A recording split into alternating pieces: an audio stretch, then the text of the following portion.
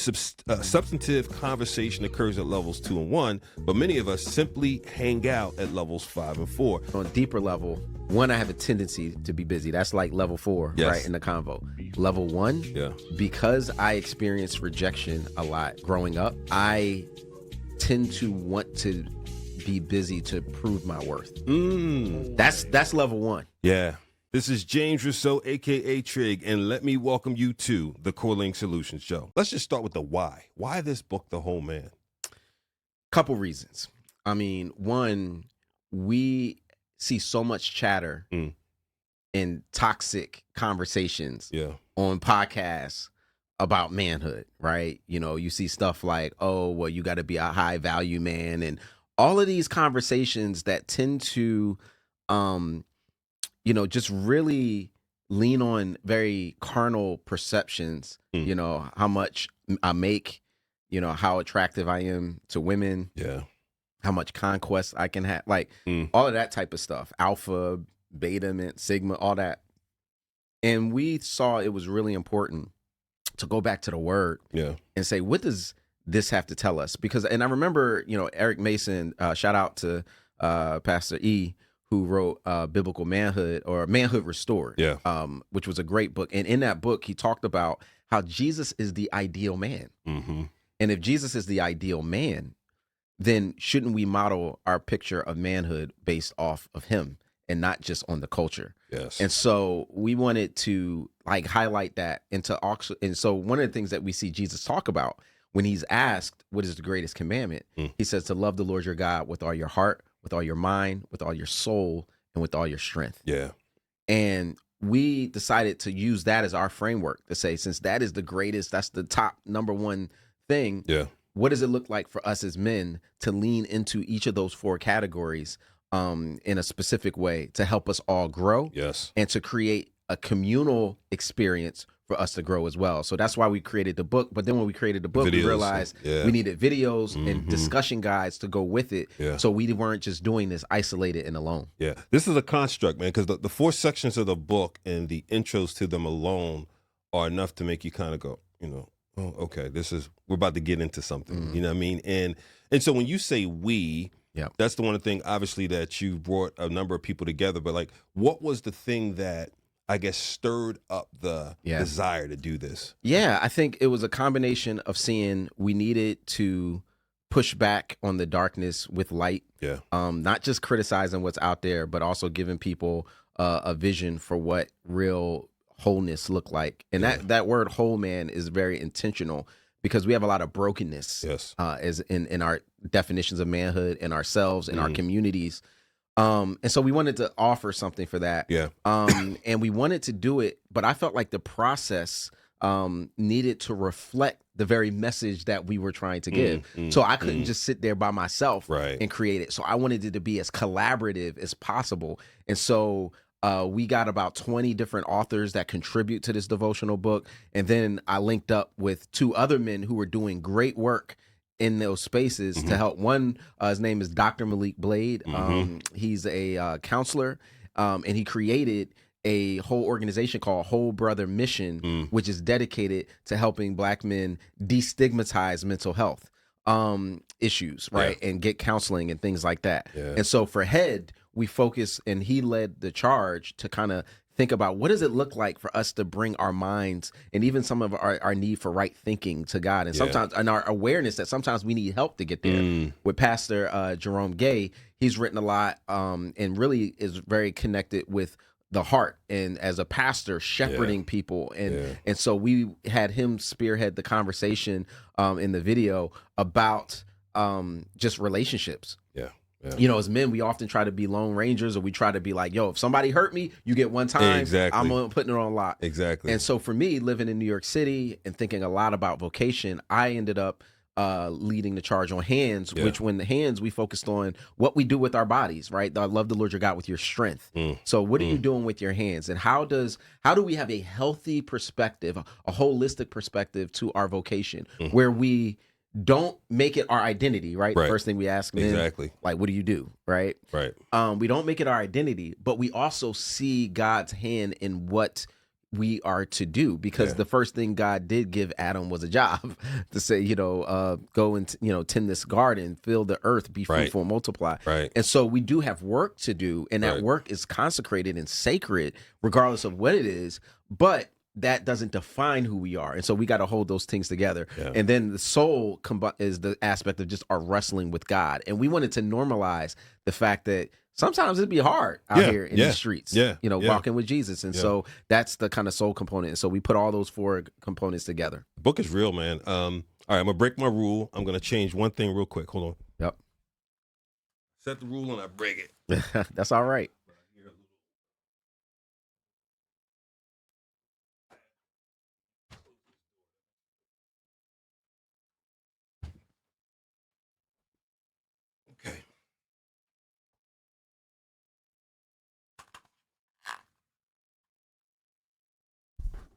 Okay, so one of the things, man, that I really enjoyed about the intro of the book, and by the way, I'm holding up the book so y'all can go get this piece. It's available on Amazon or wherever you like to get your books. You can get the the softback physical version. Brother like me likes to take notes. Some of y'all want that Kindle version so you can do it on your iPad. I have both. Okay, so contribute to the cause.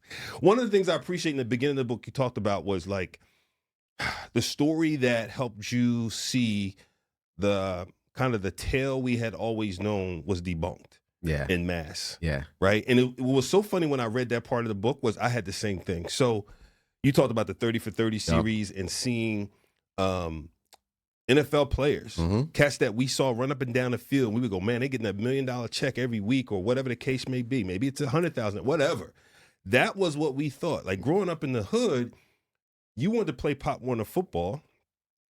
Excuse me, and you hope that led to high school football. And even though you knew the pyramid was so thin at the top, right? You just felt like, I'm going to be that guy, or my boy Ricky's going to be that guy, and then we all go, right?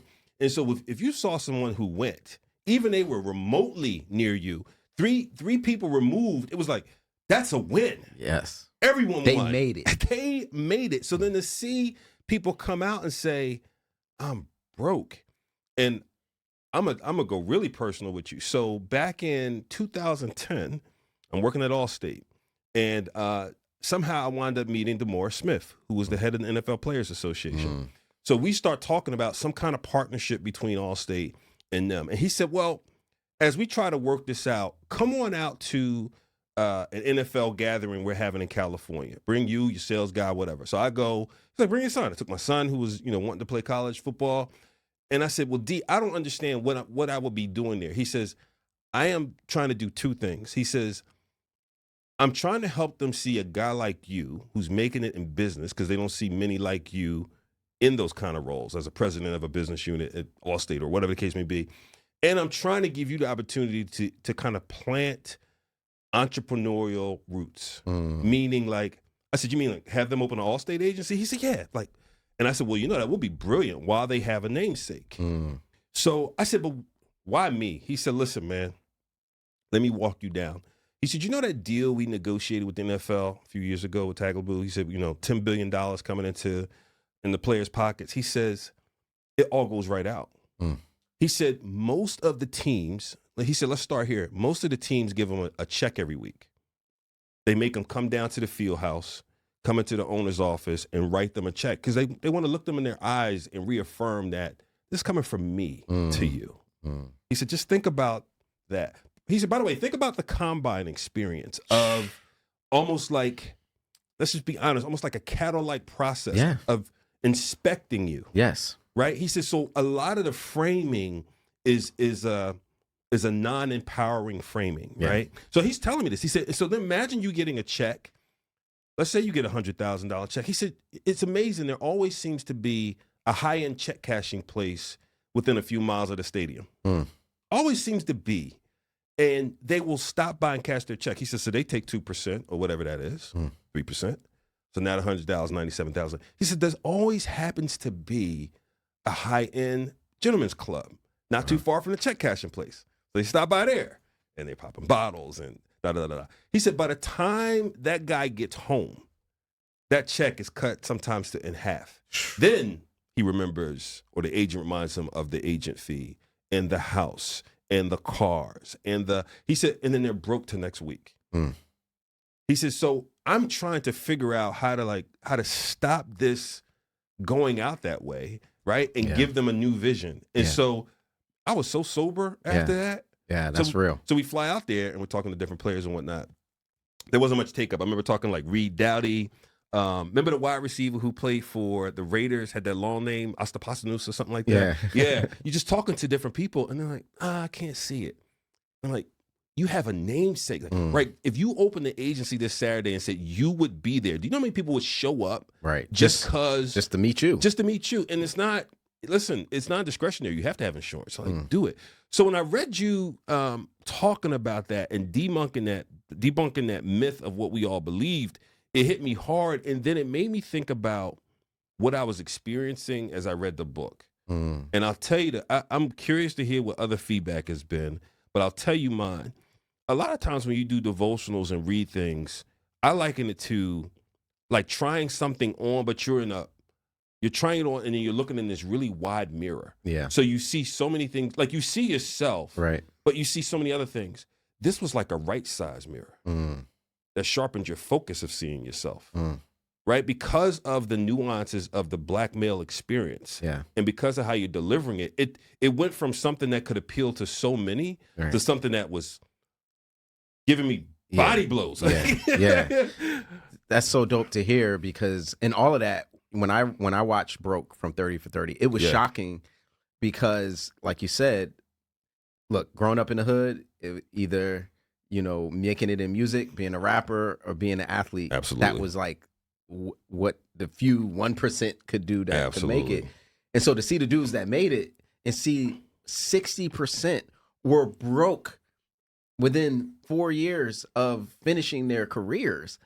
And those careers, the average length of the career is 3.5 years. Right. It was shocking. Right. And what it revealed is, and that's the pinnacle. Those are the top. That's like the folks that made it in spite of the lightning strike. Right. What does it say about the rest of us who are just struggling to get by? Right. And the other thing that was surprising in the series was how reluctant people were to talk about it. Out of the 100 people they talked to, if you look through the credits, they talked to all these people.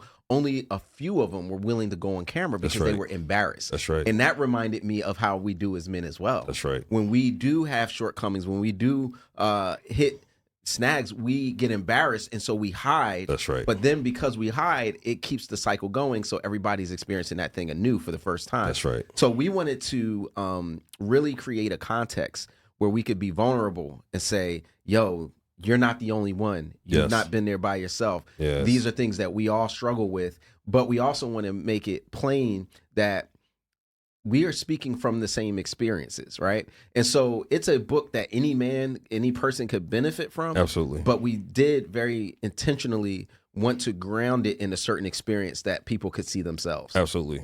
And I think sometimes we're in a state right now, let's be honest, culturally, where just watching the pullback on DEI programs, just watching the destruct of ESG and what that was originally intended to do and hold companies accountable for different things, watching all those things get unraveled and the overarching tone almost of differentiation doesn't matter. Right. We're all in this together is so destructive. Right. And so I want to remind folks that it's okay to acknowledge differences. As a matter of fact, it's better than okay. It's respectful. Yeah. Right? It's biblical. It's biblical. Here's the thing that is so interesting.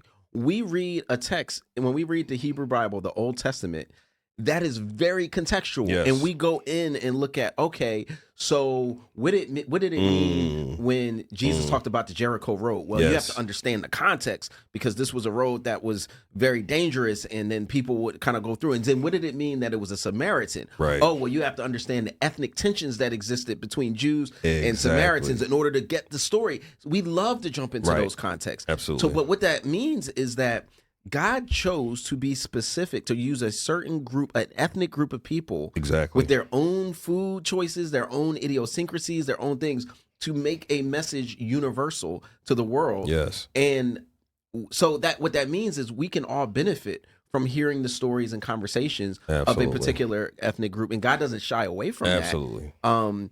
and in order for us to learn more about who God is. And I think that we have to hold that together when we think about our faith, God doesn't run away from our cultural uniquenesses. He made us on purpose. And it makes the story that much more rich and impactful. Right. It's like when you knew Paul and where Paul comes from and what he theoretically gave up, right? It just makes it that much more significant. Yeah, absolutely. Because you understand, okay, he was a Pharisee. Right.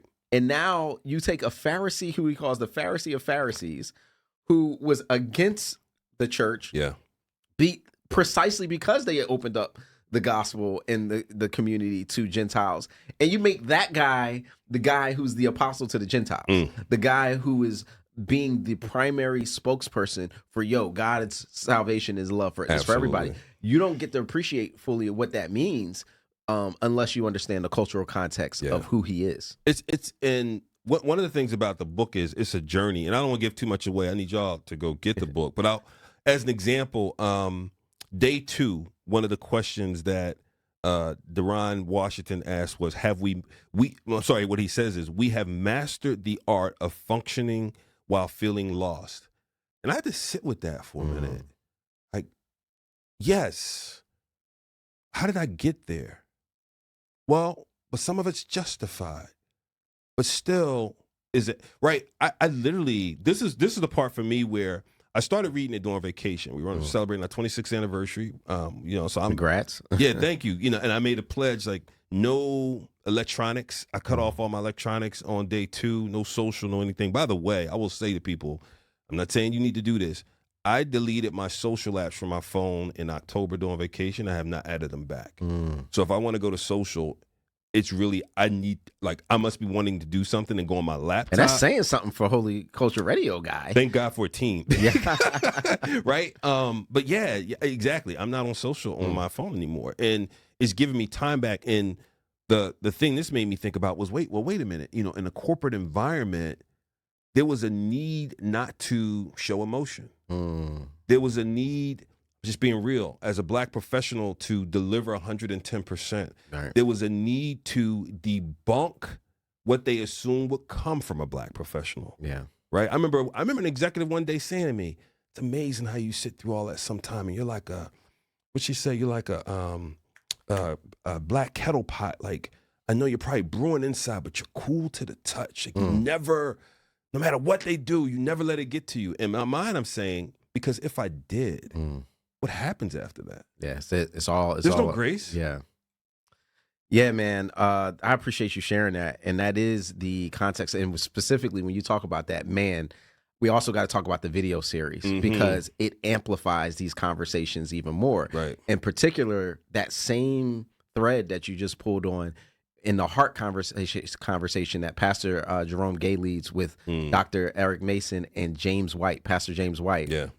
Which, if you haven't heard of Pastor James White, that was the man that when he preached a message at the Impact Conference in 1998, that's when Lecrae came to faith. Gotcha. That's when Shokut Baraka came to faith. It was one of the most iconic messages. He just preached the gospel, the cross, and it was like, it shut the whole place down. Like, it was so powerful. So, in any case, he's talking to these men about why is it that as Black men and men that we have a hard time with being vulnerable and open up emotionally. And they start talking about how their dads grew up in the South and just the different things that they experienced, the dangers, the violence that caused them to create an atmosphere that they had to be hard on the external. Right. And so then when you now talk about the value of vulnerability, that's hard to kind of grasp. And so they've had to unlearn some things, but also be more gracious to their fathers, understanding what they came out of. And those are those real conversations when you realize that, for us to be discipled and sanctified, it takes us to look back at what was it that I needed to have as a defense mechanism, as a survival tactic, that I now need to bring to the foot of the cross and have me deconstruct so I can be a whole man. Yes. And that's in a very important conversation, because it's not that we're saying that this was unjustified. Right. But in the same thing, growing up different in the hood, right? Being more sensitive. Like, I remember shutting down those tears because I was like, that made me a target. You know what I mean? Absolutely. But then when you become a husband, a father, when you become somebody that you need to access emotional vulnerability, you better be able to reconnect with those things exactly in order to be whole. Right. And what you said makes me think of something. It's difficult to show empathy to others if you won't show empathy through yourself. Facts. Like, how can you hug someone else and not hug yourself? How can you cry for someone else and not let your burden release those tears? You know what I'm saying? Like, and so as you go through this, I think it debunks so many things. Like on day 3, man, this was good. Not that you didn't know it, but the way he set it up when he talks about the 3 devastating lies that we can believe sometimes. God does not care, God is absent, and God will not intervene. And the ramifications of believing those lies, man. Like, what have you heard feedback-wise from people as they've been digesting?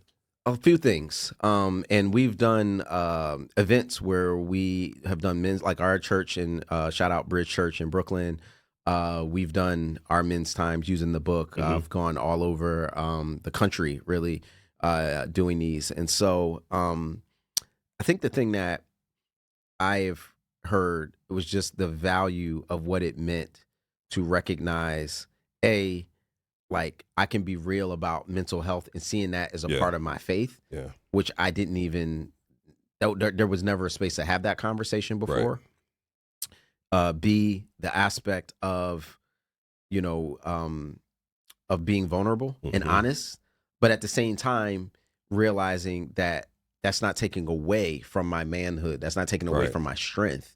That I can hold both of these things together at the same time. And then the third thing, C, I guess, is the value and beauty of community. Like, the funny thing is, man, women will get together, have a women's time, go deep on the on the drop of a hat. Brothers will stay on the, yo, you see that game? You know what I mean? What's going on with this? Bruh, like that part of the book right there. Oh yeah, when Malik talks about the pyramid, the levels. Can I read? Can I read a piece of that, man? From the levels, bro. I just want to read this piece because to me it's almost like, would you jump off a mountain without the parachute? No. Right? Would you jump in the boat without the life vest? We will forsake those things because they're represented in community, but we'll walk away from it. He says, look. I love this part. Each of us is free to define deep friendship differently, but Proverbs 17:17 singles out brothers in their role. It doesn't frame a brother as someone to simply shoot the breeze with, but rather someone born for adversity. And he jumps ahead to talk about these levels, and he says, we will.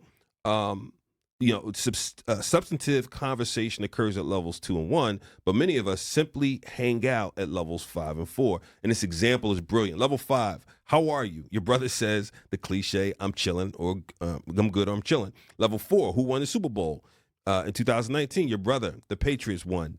Level 3, the Patriots will have a hard time finding a suitable replacement for Tom Brady. Now, this is where he says we need to be. Level 2, I bet on the game, and I'm worried I'll lose my money.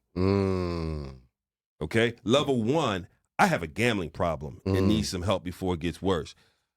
Brother, women, when they say I need to get together. I need to get the prayer warriors together. And they go to level 1 right there, like immediately. Yes. We will stay at level 5 and 4 for days, hanging out, weeks. Hope you don't ask. Just keep it moving.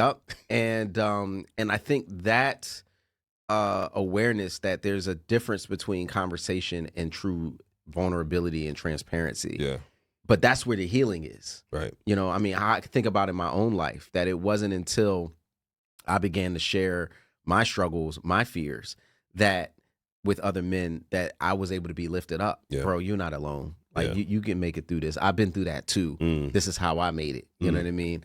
Those are the things that help bring life. And now that's when you're really getting to really transformation. And so I think that's what we want to do with the book, with the video series. And also, there's a song and a video that goes with it too. Yeah, we'll play that at the end of this, the Show Baraka song. We'll play that towards the end. But for brothers who, buy into the book, they start to get involved in the video series and whatnot, but then get to that point where they say, well, I don't have a collective to turn to. And they ask you, what is your advice to them? That's real. One of the things, the statistics that we quote is that the number of men who identify as not having close friends has quintupled Yeah. in the last 30 years. Mm.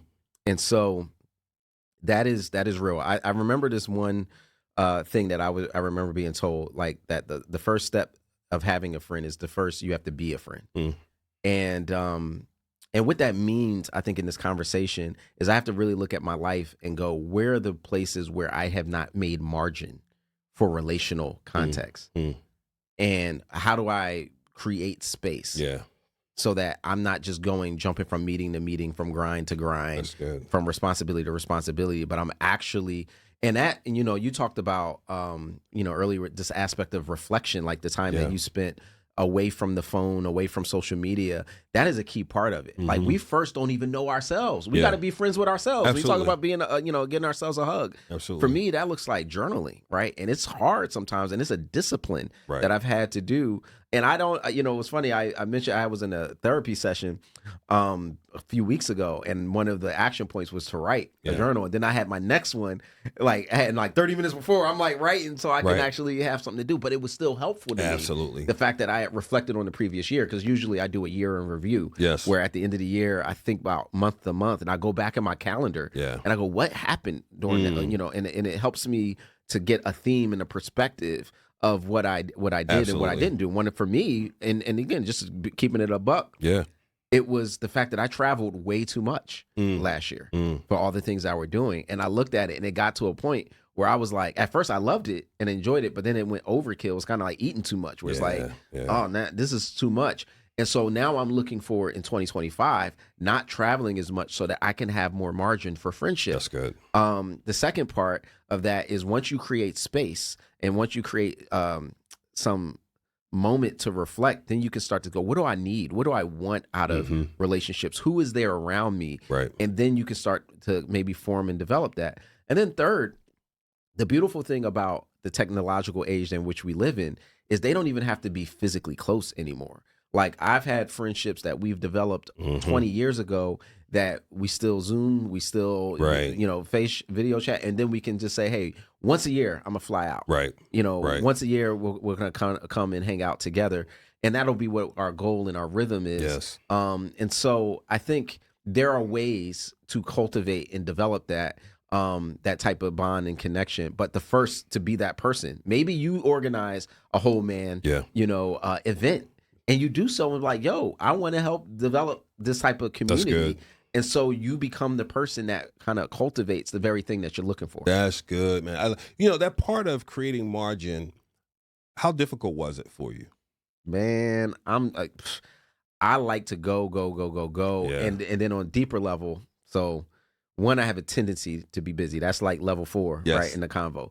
Level 1, because I experienced rejection a lot growing up, I tend to want to be busy to prove my worth. That's level 1. Yeah. And so what I realized I had to do was deconstruct the fact that I don't have to say yes to every opportunity in order to somehow stay on this hamster wheel of saying, like, see, I'm good. I'm good because God says I'm good. Yeah. And so on the deepest level, it was not just a strategic thing. It wasn't just a calendaring issue. As much as we want to stay on that level, it was on a how do I see myself level. Bro, that's so good. And accepting the fact that I don't need to be out there because and that's because that's what really be getting in your head. You be seeing on social media the comparison trap. Yo, look at this person. They just put out a book. They're blowing up on this spot. Nobody knows who I am. Right. Like, that stuff can kind of create this energy in you to fill your life up with work. Yeah. When inside you have no relational connections, man. And so that's foundationally, I had to paradigm shift to go. Part of the thing is I'm chasing the wrong thing. Yeah. No, that's so good, and we have a similarity. We're similar. Level 1, I think I'm just saying it differently. Is I've all through my life been a validation seeker because I felt. Same thing, rejection, my pop, so on and so forth. So always proving through work, right, that I'm good enough, right? And so similar to you, I remember taking things consciously off my plate And I remember even as recent as 3 weeks ago saying to my wife one night, like, I don't have anything I have to do tonight. And then the next night, I don't have anything I have to do. And then the weekend, I don't have anything, like, I'm not busy. And she's like, yeah, it's okay, right? And I had to continue to tell myself, it's okay. And isn't that funny how our wives often can see us and our family can see us more than we can see ourselves? No doubt about it. And we'll just ignore it. No doubt about it. They just, exactly. They always want me to rest because they just not on their grind like me. And we come up with these different... Bro, the grind is a word we need to bury. You know what I mean? It's like the right answer. I'm grinding. Right. What? I mean, yeah, that's a level 4, level 5, right? Yep. I'm grinding. Right. Like, what's really happening? Right. Yeah. I'm overworking to compensate for some inadequacies that I feel in myself, and I'm filling that up. Right. Instead of being still and knowing that He is God, instead of filling myself with the sense of peace, reflection, solitude, that then allows me to show up in relationships as a whole person and be fully present and able to then impart something to the next generation that goes beyond just here's my resume, but here is actually my life that I can impart to you in a very thoughtful and reflective way because I've done that work with myself.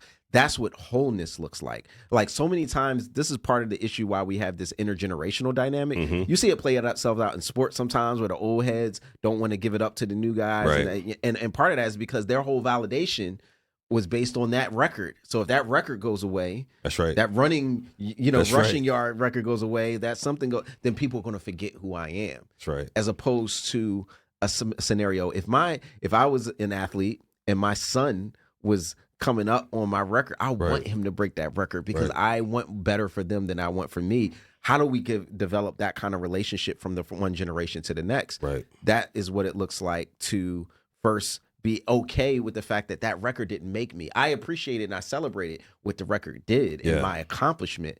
But what I want for the next generation is even more than what I want for me. And you can only do that from a place of wholeness, not brokenness. Well, yeah, and just to probe deeper on that, man, given what you do as a pastor and whatnot, isn't a part of some of the yin and the yang here, and the challenge is that as Christians, on the one hand, we want to say it's all for His glory, but we still get caught up in the accolades, the achievements, and everything else. How do we reconcile that? Because I think I know for me, it's a challenge, right? Every now and then, it's like, oh, and then no, it's for His glory. Like, this is not mine. I'm in a chair for a minute. There will be another CEO of Holy Culture. There will be someone else who takes over the nonprofit and runs it. I should be making this seat better for that person. Man, the reality is oftentimes we just baptize the same worldly ambition that exists in the world, exists in Christian spaces. We just put the kingdom on top of it. And I'm speaking from myself. Yeah.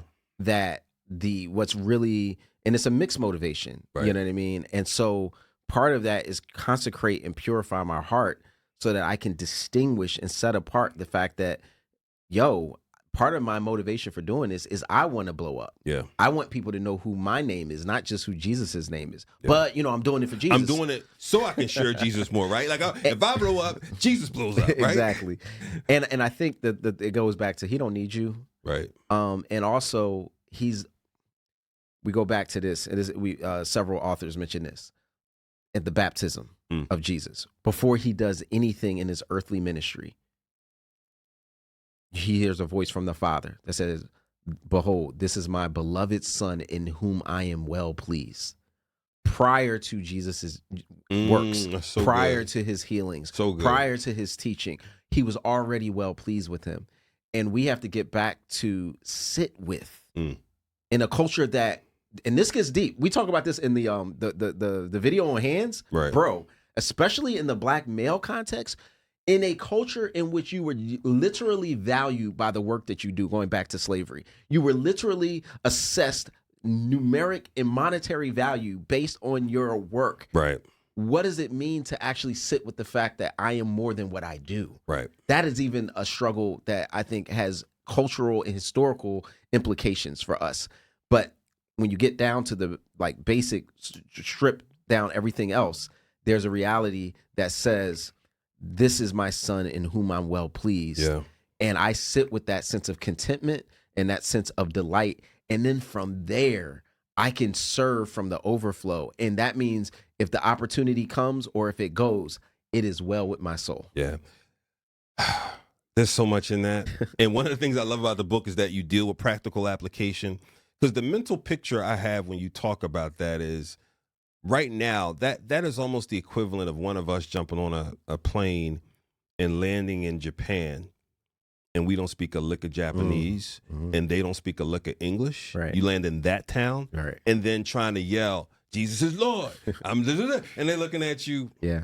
That is the disassociation with where you are as a Christian in those moments sometimes where everything else is not congruent to that line of thinking. Right. As soon as you turn left, accomplishment. As soon as you turn right, opportunity to get to an accomplishment. As soon as you turn to the next thing, training to do this, right? Oh, you're not making enough money? Do this, right? Oh, you're not. Yeah. You need to have 7 jobs. You need to do Uber. You need to do, right?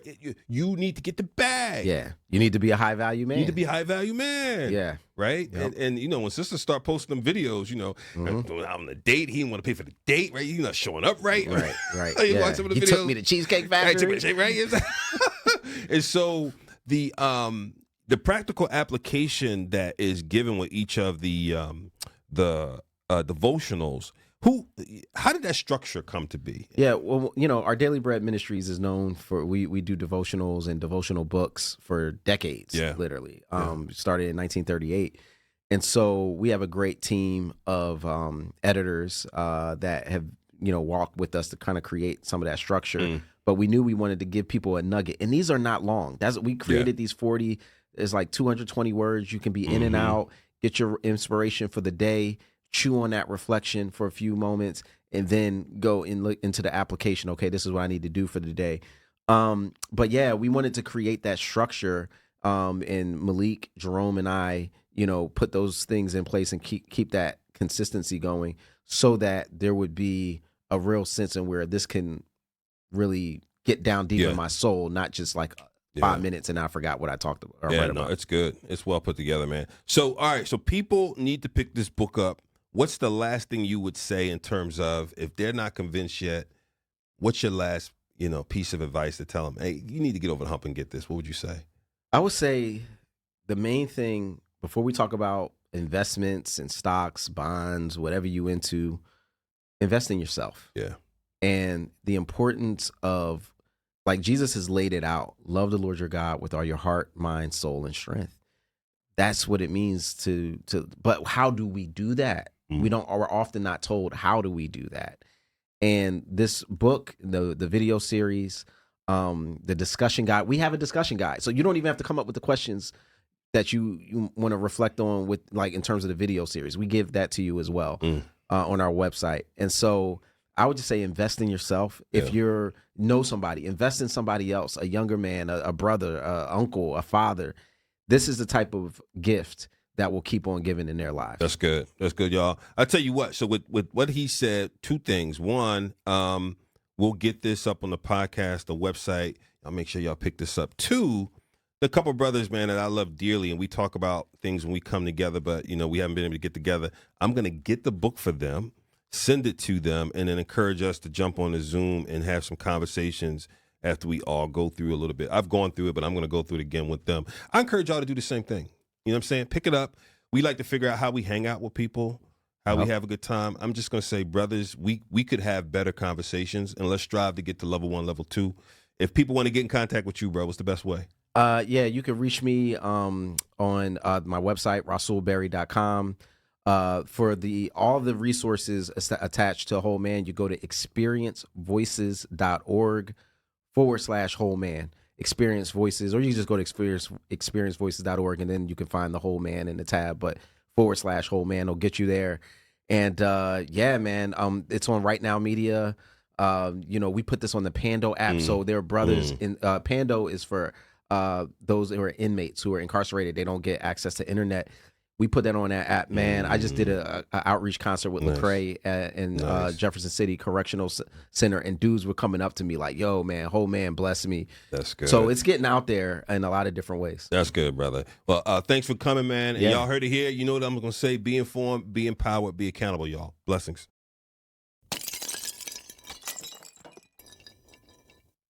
Where are you?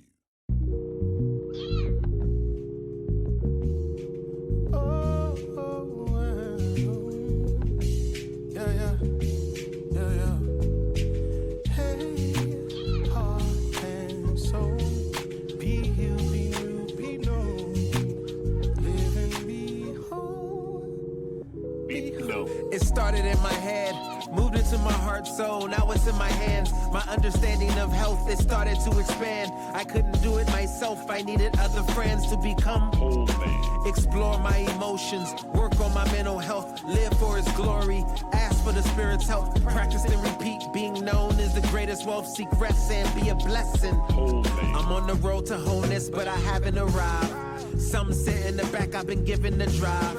You content to survive, I'm trying to thrive. You can't be passive on this ride to become a whole man. Know Jesus, keep fasting, stay praying. Be fruitful with your mind or bricklaying. To our fathers, Hail Marys, then abuses. But God chooses and introduces us to be healed, be new, behold. The Lord who takes the broken man and says, behold. Love Him with your heart, mind, strength, and soul. Build up the brothers from the young to old, be known.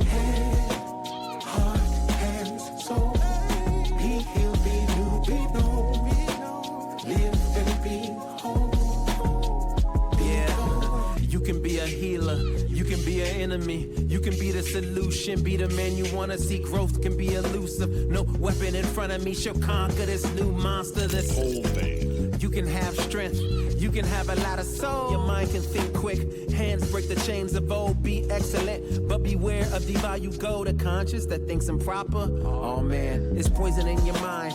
Venom on your tongue, corruption in your grind, passivity in your lungs. It's the clashing of the cymbals, the bashing of the drums. It's the noise immature boys make seeking love. So put a song in their soul, affirmation on their heads. Speak love to the heart, put rest into their hands. Let the weak be strong, let the strong understand that the village is made in the image of the whole man. Be healed, be new, behold. The Lord who takes the broken man and says, behold. Love Him with your heart, mind, strength, and soul. Build up the brothers from the young to old, be known. Head, heart, hands, soul. Be healed, be new, be known. Live and be whole. Be whole. The sage ain't spoken, the lover's hopeless. The king feels broken and the warrior's lost his tools. You can regain focus when life's in motion, cause the doctor's open cool. Journey to something new. Less than integrated. I was lost and confused, leaving a council of fools. On my way to wholeness, I met some wonderful tools. Had a checkup with a doctor who's enthused to commune. Virtues all in tune, sitting in the waiting room. Love was talking to anger, justice talking to grace. It felt kind of fake, they all had the same face.